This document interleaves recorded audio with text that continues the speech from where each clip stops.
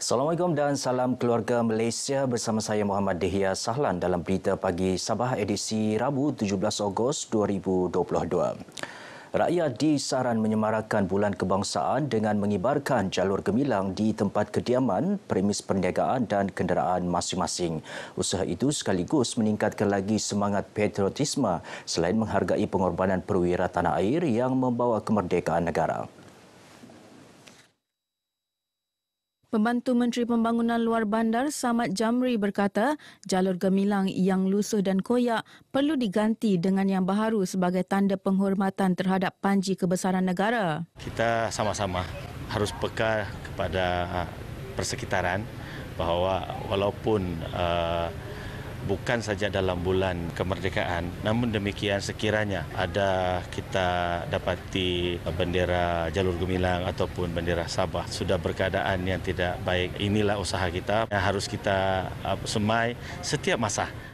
Samad yang juga adun labuk ditemui media selepas merasmikan program jelajah konvoi Kembara Merdeka di Beluran.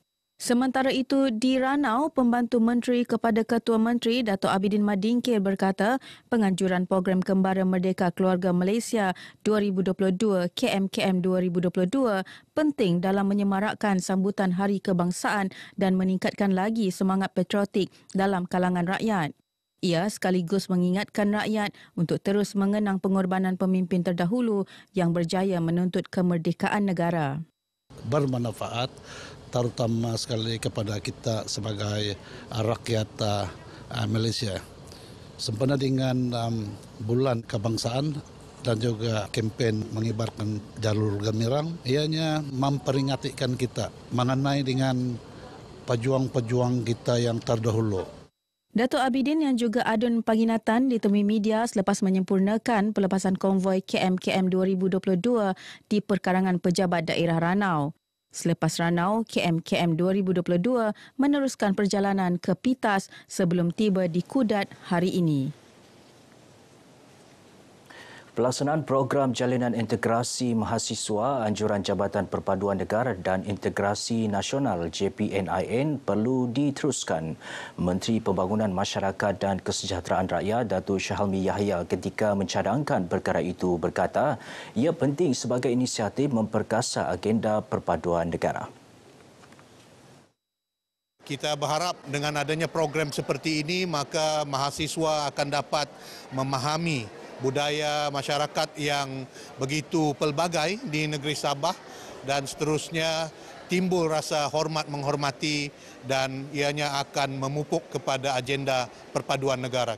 Datuk Syahalmi ditemui pemberita selepas merasmikan penutupan program Jalinan Integrasi Mahasiswa tahun 2022 negeri Sabah di Bongawan Papar.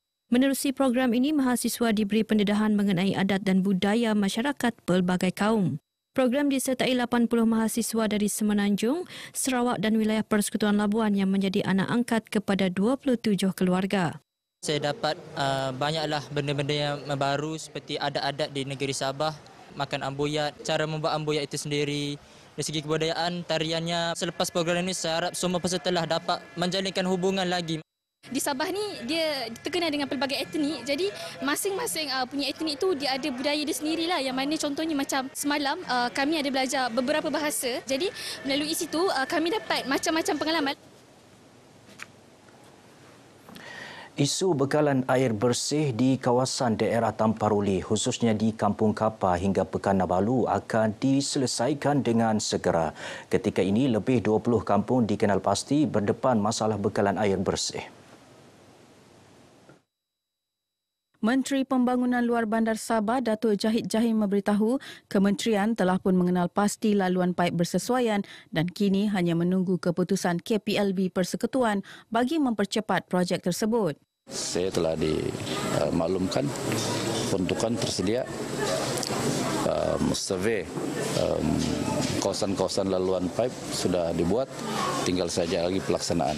So melalui pertemuan ini di Kapar ini saya mohon sekali lagi kepada Kementerian Pembangunan Luar Bandar Persekutuan untuk mempercepatkan pelaksanaannya. Beliau berkata demikian kepada media selepas program serahan bantuan keperluan murid di SK Kapar Tamparuli. Dalam program ini, Datuk Jahid menyerahkan bantuan alat keperluan sekolah kepada 93 murid sekolah rendah dan prasekolah selain bantuan wang tunai kepada 3 orang kurang upaya. Gembira sebab bersyukur dapat bantuan ini untuk keperluan pembelajaran. Sebab ada beberapa barang yang mungkin sebelum ada juga lah. Macam buku pun macam sikit sudah di rumah juga. Mungkin ada yang habis sudah, muka surat dengan pemadam pun macam tidak sudah. Saya suka sebab dapat alat percuma, tidak payah yang buang duit lagi untuk belajar. Kalau kawan yang tidak alat tulis boleh kasih pinjam gitu. Baik saudara, beralih kepada perkembangan semasa COVID-19, angka jangkitan harian meningkat kepada 273 semalam. Tiada kematian direkodkan. Menerusi kenyataan Menteri Kerajaan Tempatan dan Perumahan Datuk Seri Panglima Masidi Manjun, peningkatan itu sejajar pertambahan jumlah sampel 2,835 berbanding 2,154 sebelum ini. Bagaimanapun, kadar positif adalah lebih rendah iaitu 11.36%. 13 daerah mencatat peningkatan kes manakala hanya 7 daerah merekodkan penurunan. 5 daerah lagi tidak merekodkan jangkitan baharu. Ya, semua 376 calon yang mengambil peperiksaan sijil menengah agama SMU Kurikulum Bersepadu Dini KBD 2021 bagi negeri Sabah mencatat keputusan lulus. Daripada jumlah itu, 9 calon berjaya mendapat keputusan cemerlang, 77 calon memperoleh keputusan terbaik, 88 baik dan 161 mendapat keputusan lulus. Bagaimanapun, menurut Menteri Tugas-Tugas Khas Datuk Dr. Muhammad Arifin Muhammad Arif, peratusan lulus bagi tahun 2021 adalah 89.09%, menurun 0.33% berbanding 89.42% pada 2020 atas beberapa sebab luar jangka melibatkan pandemik COVID-19 dan Perintah Kawalan Pergerakan.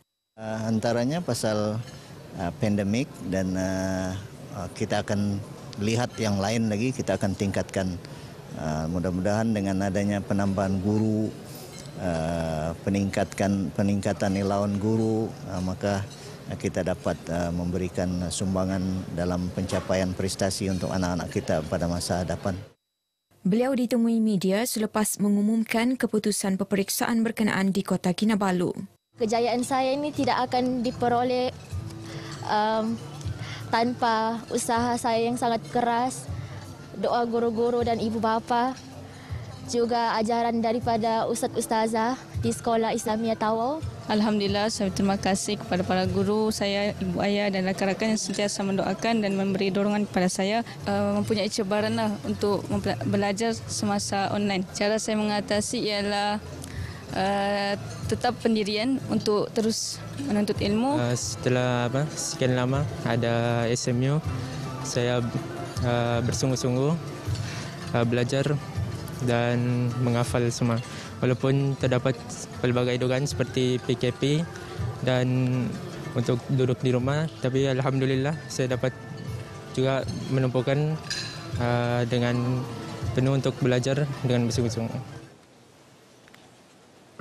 Program Turun Padang Agensi Kerajaan sempena Program Perkhidmatan Komuniti Bergerak Kementerian Kewangan Malaysia dan Perbendaharaan Malaysia Sabah berjaya memberi manfaat kepada penduduk luar bandar. Di Nabawan, antara yang menjadi tumpuan termasuklah program jualan keluarga Malaysia. Sebab satu, dia ada